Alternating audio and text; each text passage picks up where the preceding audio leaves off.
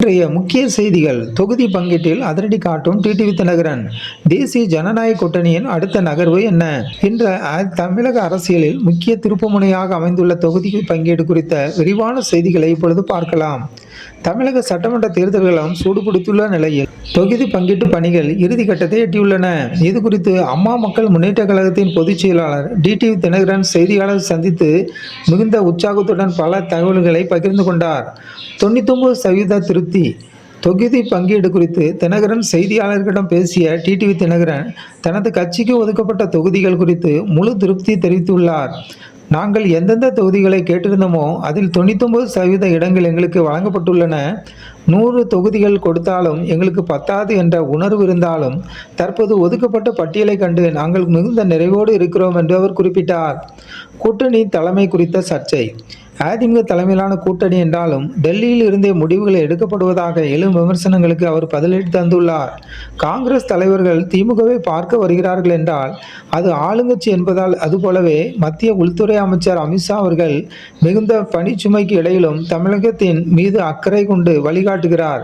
இது தேர்தல் வியூகத்திற்கான சந்திப்புகளை தவிர வேறு ஒன்றுமில்லை என்று அவர் விளக்கமளித்தார். திமுகவை வீழ்த்துவதே இலக்கு. இந்த கூட்டணி முதன்மை நோக்கமே திமுகவின் குடும்ப ஆட்சி மற்றும் மக்கள் விரோத ஊழல் ஆட்சியை முடிவுக்கு கொண்டு வருவதுதான் என்று தினகரன் ஆக்ரோஷமாக தெரிவித்தார்.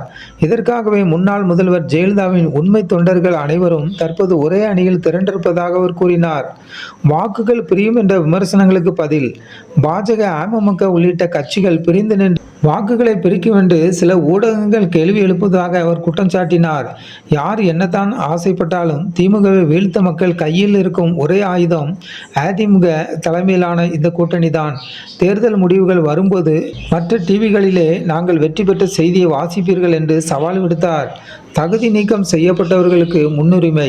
முன்னதாக தகுதி நீக்கம் செய்யப்பட்ட சட்டமன்ற உறுப்பினர்களுக்கு இந்த தேர்தலில் மீண்டும் போட்டியிட வாய்ப்பு அளிக்கப்படுமா என்ற கேள்விக்கு பெரும்பாலானவருக்கு வாய்ப்புகள் வழங்கப்பட்டுள்ளன. சில இடங்களில் கூட்டணி காரணங்களால் 100% பேருக்கு வழங்க முடியாவிட்டாலும் இறுதி பட்டியலை பார்க்கும்போது தொண்டர்கள் திருப்தி அடைவார்கள் என்று அவர் நம்பிக்கை தெரிவித்தார். தொகுதி பங்கீட்டு விவரங்களை விரைவில் அதிமுக பொதுச் செயலாளர் எடப்பாடி பழனிசாமி முறைப்படி அறிவிப்பார் என்றும், இந்த கூட்டணி மிகப்பெரிய வெற்றியை நோக்கி பயணிப்பதாகவும் டிடிவி தினகரன் தனது பேட்டியில் சொன்னார்.